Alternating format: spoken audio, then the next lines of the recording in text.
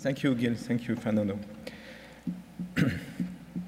So the first question that, of course, may come to your mind, why should we bother? Why should you use scoring system outside clinical trials? So I think there are many reasons which are outlined there, because as you know, endoscopy is now the main component of disease severity. It will allow you to base your management on objective criteria. There is this new concept of treat to target that you heard about, that we need to treat to endoscopy beyond treating to symptoms. And we will talk the same language, and I think it's very important, especially in the US, with patients who are moving a lot. It's very nice to have endoscopic reports that you can read and interpret. It will standardize the practice, facilitate follow-up, and I believe improve patient care. So these are the list of available scoring indices. This is a long list, both in Crohn's disease and ulcerative colitis.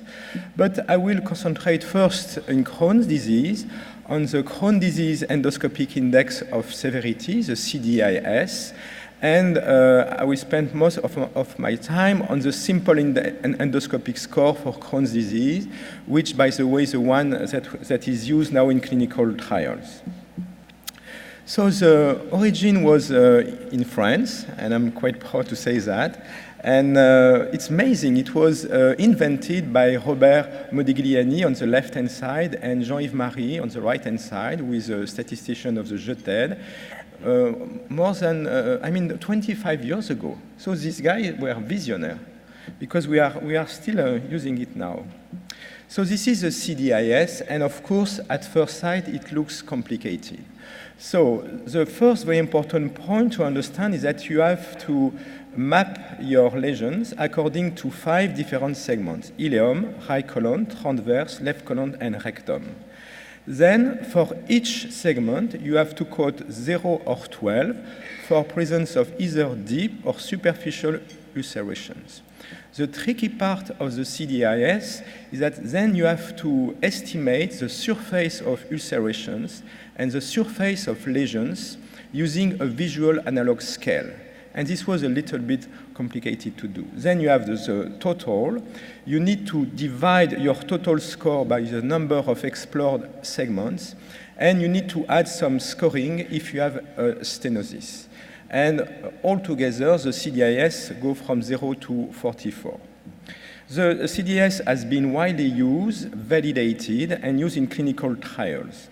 But because it was a little bit complicated, especially this measurement of surface, we created with our Belgian colleagues in, I think it was in 2004, the SCSCD, in an attempt to simplify the CDIS. It still kept the most important endoscopic characteristic of Crohn's disease, but only ones that were contributing to clinical symptomatology. And this SCSCD has shown very good reproducibility in the JETED studies. So the SCSCD is strongly correlated with the CDIS. It has an excellent inter-observer agreement. It correlates with biomarkers such as calprotectin. It identifies patients most likely to be in steroid-free clinical remission from the first studies that we did. And there is good agreement between site and central readers, as recently shown. So this is the most important thing to understand. This is the SCSCD. So these are the different items that you need to score for each of the 5 segments. So you need to score the size of ulcers, the ulcerated surface, the affected surface, meaning the surface with ulceration and with other lesions, and the presence of narrowings. And for each of these items, you need to code 0, 1, 2, or 3. So as you can see, in the SCSCD, we got rid of the visual analog scale, and the surface of ulceration and the surface of affected bowel is estimated by percentages.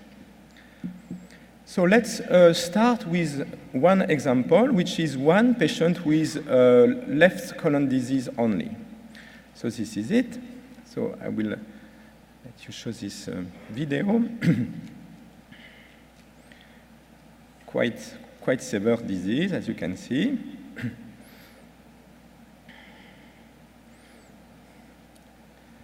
Okay. So, if you think about this patient, so size of ulcers, I think you will agree he has very large ulcers. Ulcerated surface, almost all the segment was ulcerated, so it's more than 30%. Affected surface, it was basically everything, so more than 75%. And he had no narrowing. So the SCSCD is very simple. You have the 5 segments. In that case, the left colon was the only part of the colon that was involved. So it gives you a score of 3 plus 3 plus 3. So the SCSCD is 9. Very easy. Let's take a more complicated patient who has still colonic disease, but involving the transverse, the left colon, and the rectum. So let's start with the transverse. So this is it.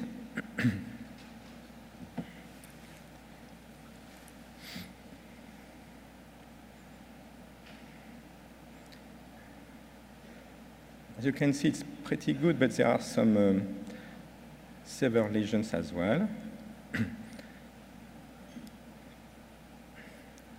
And some smaller ulcerations. And yes, as you can see, this part is severely affected. So for the SCSCD, in this segment of the transverse, I will say this patient has large ulcers, but the ulcerated surface is quite small. It's less than 10%.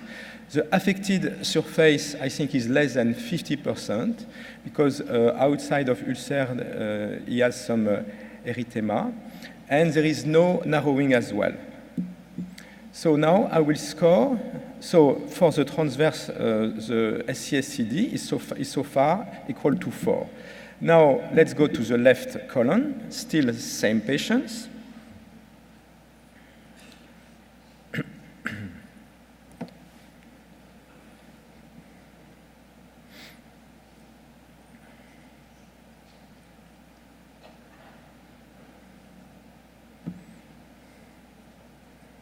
Okay, so as you can see, some severe lesions as well, but with some spared areas as well, which is kind of typical of Crohn's disease. Some pseudopolyps. So in that case, the left colon will be called 3 for the presence and size of ulcer, because there were some deep ulcers. The extent of ulcerated surface will be 2, extent of affected surface 1. So, and there was narrowing as well, but which was passable. So it gives 3, 2, 1, and 1 for the left colon, and so far we have an SCSCD of 11. And finally, let's start with the last segment of this patient, the rectum.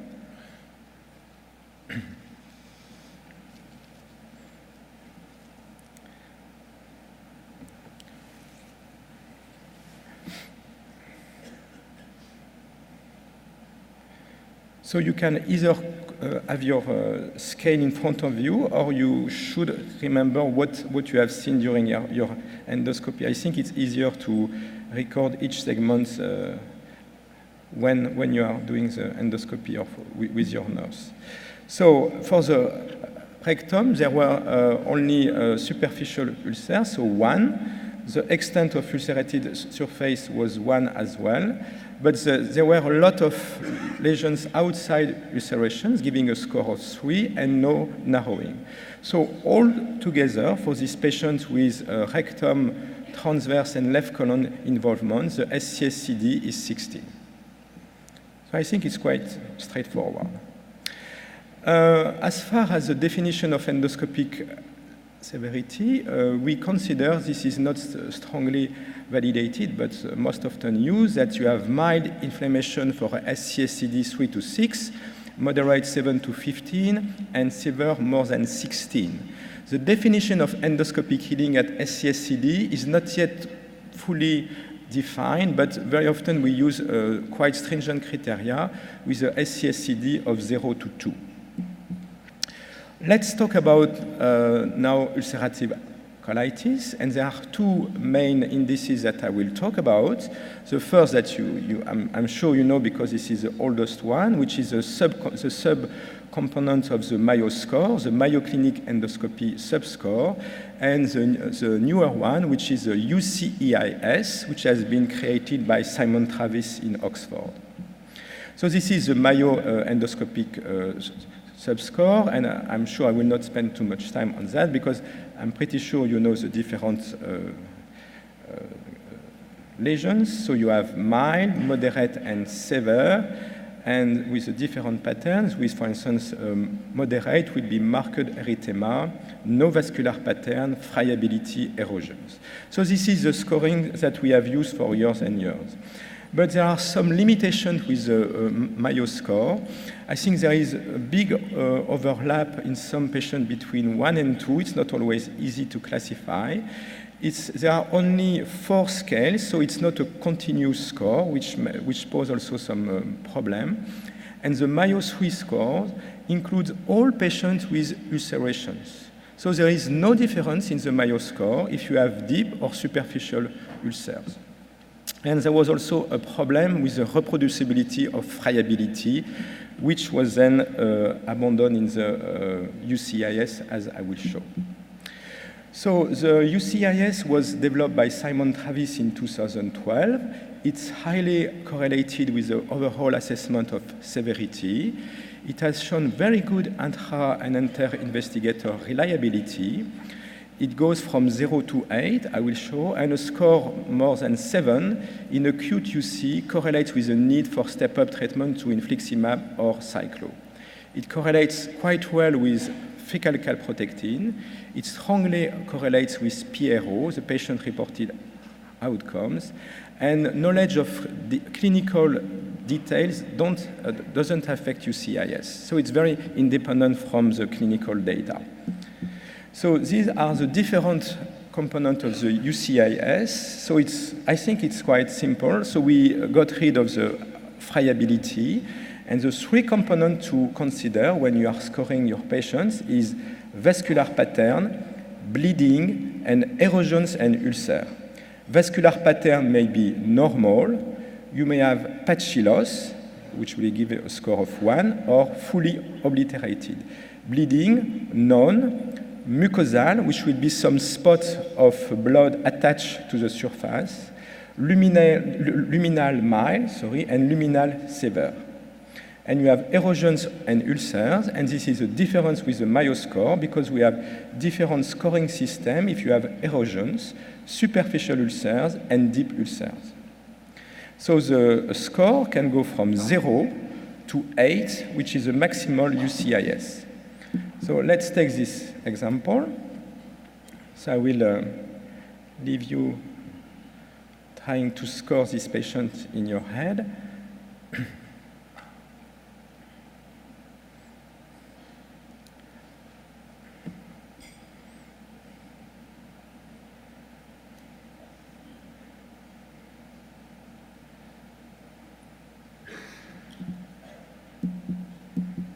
So I will say that in these patients, the vascular pattern is completely obliterated, so this will be a 2. There were some spots of blood attached to the mucosa, and there were some superficial ulcers. So altogether, the score will be 2 plus 1 plus 2, 5. UCEIS equals 5, sorry. This is a second example. I think it's more dramatic pattern, as you can see. More severe patient.